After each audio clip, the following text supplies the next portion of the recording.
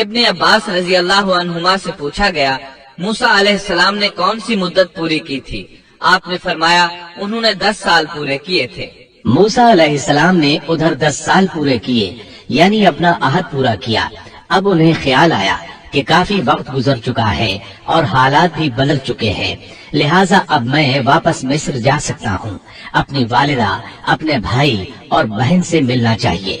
فلما قضى موسى الأجل وسار بأهله، جب موسیٰ نے مدت پوری کر لی اور اپنے گھر والوں کو لے کر چلے، مطلب یہ کہ 10 سال پورے کر لیے، اب اپنی بیوی کو لے کر مصر کی طرف روانہ ہوئے۔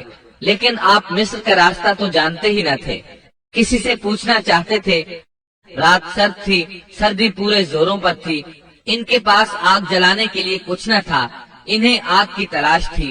اللہ تعالیٰ سورہ طٰہٰ آیت 9 تا 10 میں فرماتے ہیں وَهَلْ أَتَاكَ حَدِيثُ مُوسَىٰ إِذْ رَأَىٰ نَارًا، تجھے موسیٰ کا قصہ بھی معلوم ہے جبکہ اس نے آگ دیکھی۔ موسیٰ علیہ السلام کو دور، بہت دور پہاڑ کی چوٹی پر آگ نظر آئی اور انہیں آگ کی شدید ضرورت تھی تاکہ آگ تاپ سکیں اور اس کے ذریعے راستہ دیکھ سکیں، اور رات انتہائی سرد اور تاریک تھی، اور یہ سب تقدیر الہی ہے۔ وہی ذات ہے جس نے رات کو تاریک اور سرد بنایا تھا، اسی نے آگ کی شدید حاجت پیدا کی تھی تاکہ آپ کو نبوت سے سرفراز کیا جا سکے۔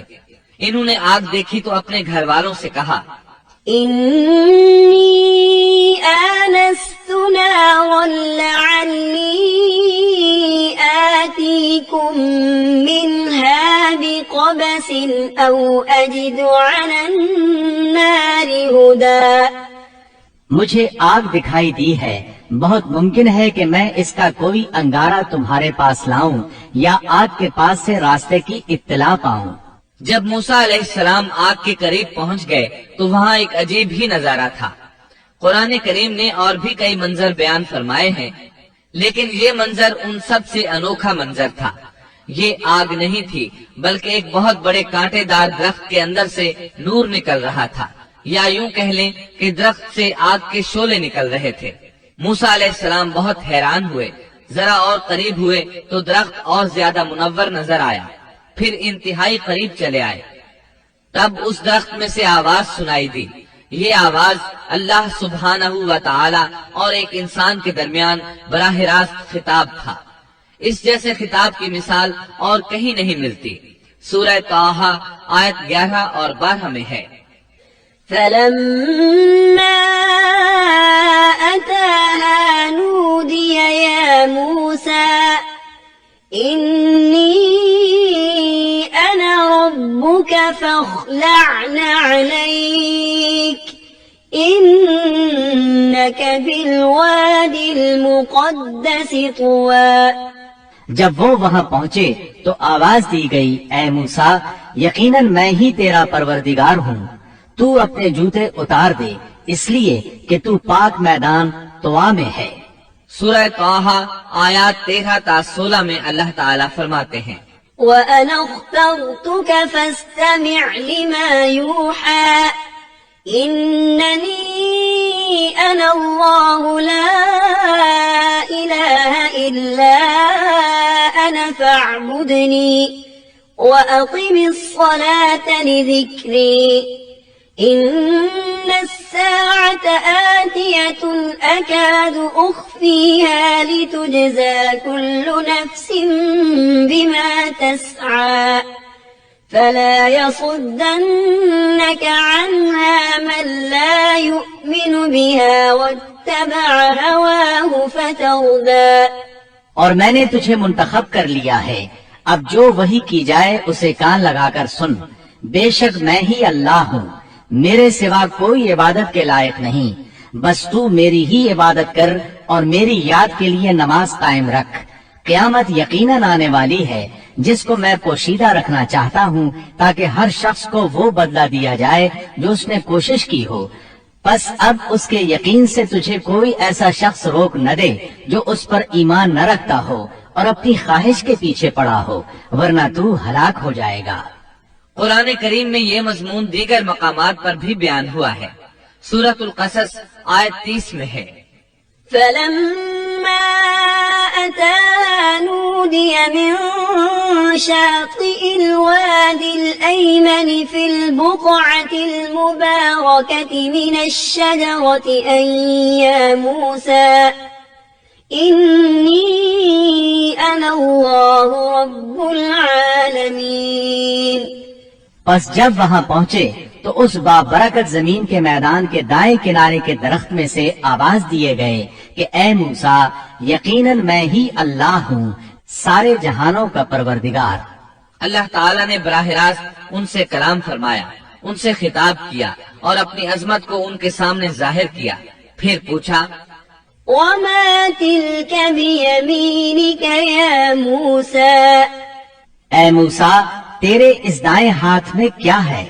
اللہ تعالیٰ تو جانتے تھے، لیکن اپنی قدرت دکھانے کے لیے پوچھا. موسیٰ علیہ السلام نے جواب دیا قال هي عصاي أتوكأ عليها وأهش بها على غنمي ولي فيها مآرب أخرى. جواب دیا کہ یہ میری لاٹھی ہے، اس پر میں ٹیک لگاتا ہوں اور اس سے میں اپنی بکریوں کے لیے پتے جھاڑ لیا کرتا ہوں، اور بھی اس میں مجھے بہت سے فائدے ہیں. اللہ تعالیٰ نے فرمایا اسے ہاتھ سے نیچے ڈال دے. جو ہی موسیٰ علیہ السلام نے لاٹھی نیچے گرائی وہ سانپ بن کر دوڑنے لگا. سورۃ القصص آیت 31 میں یہ ذکر یوں آیا ہے وأن ألق عصاك فلما رآها تهتز كأنها جان ولا مدبرا. اور یہ آواز بھی آئی کہ اپنی لاٹھی ڈال دو. پھر جب اس کو دیکھا کہ وہ سانپ کی طرح پھن پھنا رہی ہے تو پیٹھ پھیر کر واپس ہو گئے. یعنی اس طرح بھاگے کہ پیٹھ پھیر کر نہ دیکھا. ایسے میں اللہ تعالیٰ نے آواز دی يا موسى أقبل ولا تخف إنك من الآمنين. اے موسیٰ، آگے آ، ڈر مت، یقیناً تو ہر طرح امن والا ہے.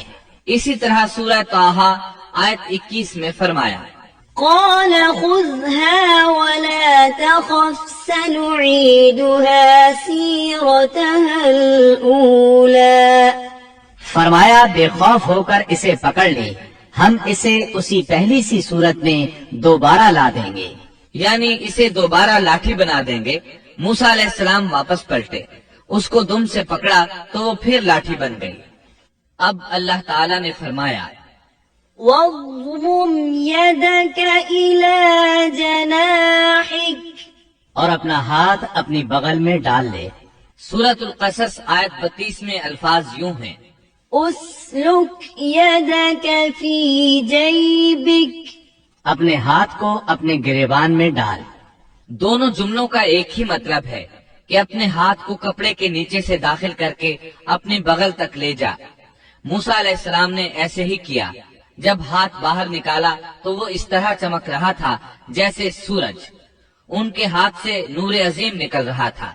اللہ تعالیٰ سورہ طٰہٰ آیت 22 میں فرماتے ہیں واضمم يدك إلى جناحك تخرج بيضاء من غير سوء آية أخرى. اور اپنا ہاتھ اپنی بغل میں ڈال لے تو وہ سفید چمکتا ہوا ہو کر نکلے گا، لیکن بغیر کسی عیب اور روگ کے.